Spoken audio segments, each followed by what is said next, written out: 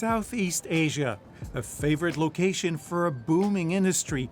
Countries sell their passports or permanent residency to millionaires. They are called golden visas. They allow the rich easier travel and open doors to sought-after countries, including Canada. It's about having the opportunity in the future, should you want to get out of China and should you want to pack up and leave, to have that opportunity, to have the passport or to have the children with passports. But in some cases, these visas are being blamed for facilitating tax evasion, corruption, or money laundering. Since Asia is the largest pool of wealthy migrants, many immigration lawyers and consultants have set up shop in Hong Kong to recruit them. We traveled here to check out, with a hidden camera, how one of the most popular golden visa programs in the world is sold. The one opening the door to Canada, it's called the Quebec Immigrant Investor Program. Back in 1986, the province of Quebec was the very first in the world to sell permanent residency to foreign millionaires in exchange for investment. Those immigrants lend $1.2 million to the province as an interest-free loan for 5 years. Quebec invests and uses the money generated to dole out grants to small and medium-sized businesses. But there is one big problem. Even though they must state their intention to settle in Quebec, most of those immigrants don't. According to Quebec government's own statistics, less than 20% stay in the province. Immigration lawyer Jean-François Harvey. C'est un secret de polichinelle que 85%, sinon plus, moi je serais prêt à dire 95% des gens ne restent pas au Québec.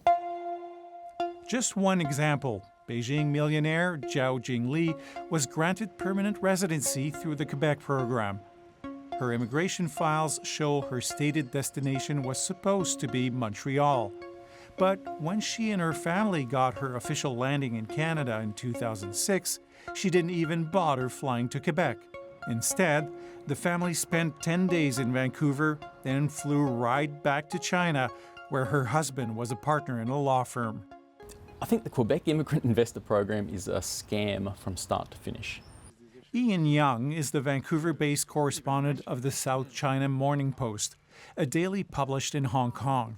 He has been investigating these millionaire migrants for years and the role of the Quebec Immigrant Investor Program. And I think that everyone who's involved in the program knows that.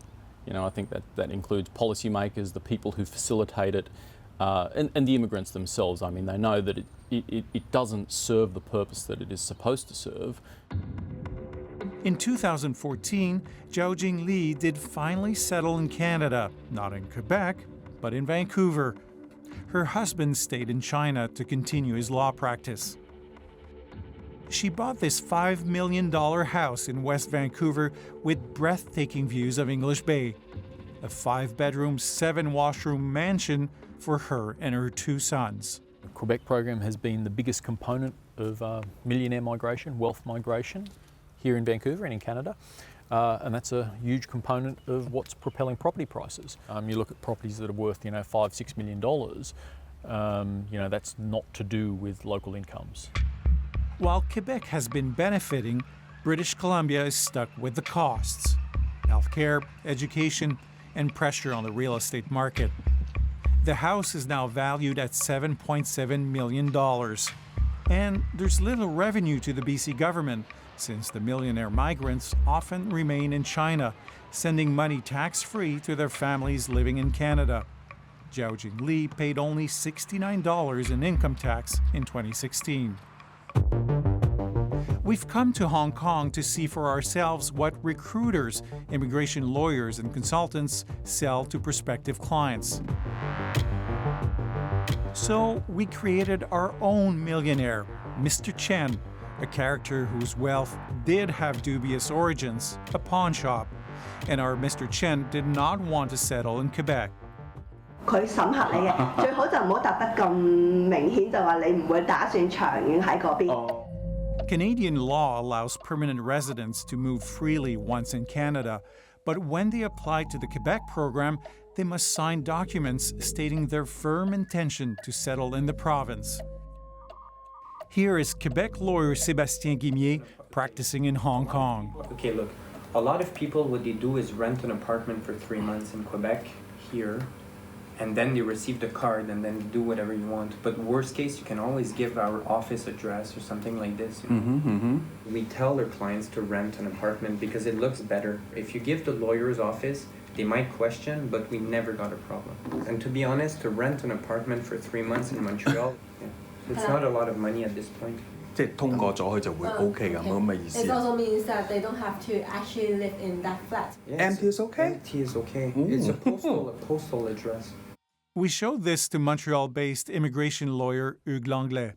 So if, in order to comply for the initial element, that is the intent to reside, you create addresses, you create phony living arrangements, then you do not meet the requirement of the initial intent to reside.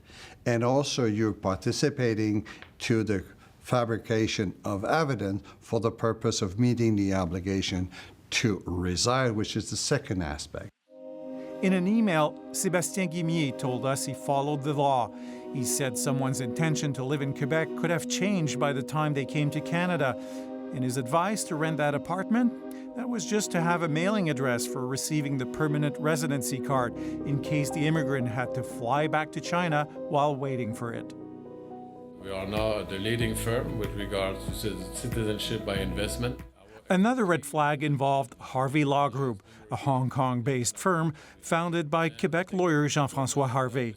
Government rules require that all assets and their origins be declared, but not if you listen to the advice by this employee.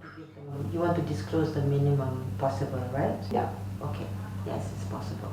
Yeah, because there was a She suggests hiding problematic assets in the Caribbean. Caribbean passport also gives him a new TIN number, so a tax identity number. So that could be useful for him too. One of the Caribbean countries does not have a treaty with China, so you get a new tax identity, but you don't need to declare to Chinese government of those assets that you have. So some of his money is not very convenient to disclose. I'm sorry, whether, it's normal. We have a lot of clients like that. It's actually really normal. Because he's just obtaining those money by 关系, Yes. Yeah. I'm not a tax official. I'm a lawyer to process for immigration. Écoutez, vous m'ouvrez les yeux aussi, quand même. Je vois qu'il y a des choses qui se disent qu'il ne devrait pas se dire. Mais d'un autre côté, il y a un processus au bureau aussi. Ce client-là aurait rencontré un avocat ou au moins on aurait commencé à processer le dossier. C'est-à-dire qu'on aurait vu les trous dans le dossier. Another company in Hong Kong, Globe Visa, had a unique solution for failed background checks. Buy a second identity.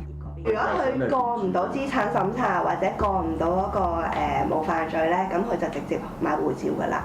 嗱，我哋做緊有7個護照嘅，而家。係。咁呢啲都係合法同埋入咗落嗰個移民法案嘅呢啲護照都係合規合法嘅護照嚟嘅呢啲。咁有2本就係歐盟護照，咁另外有啲加勒比海嘅，咁加勒比海有5本。 嗰啲唔係得啦，佢嗰啲就加拿大。係啦，嗰啲咧就係純粹係攞一個身份走佬嘅啫，即係有咩事，或者係將筆資產隱形，即係譬如話你係陳生，咁你改做叫李小龍，咁你可以用呢個李小龍嘅身份咧。Here we're creating a second or a third identity in order to avoid disclosing information that could very well hide so many things. So many things. In a letter, Globe Visa says there is practically no chance that they would have taken Mr. Chen as a client. The scheme should be shut down. It doesn't work. I can't see any way to make it work. Why hasn't it been shut down? It's because people are making a lot of money along the way.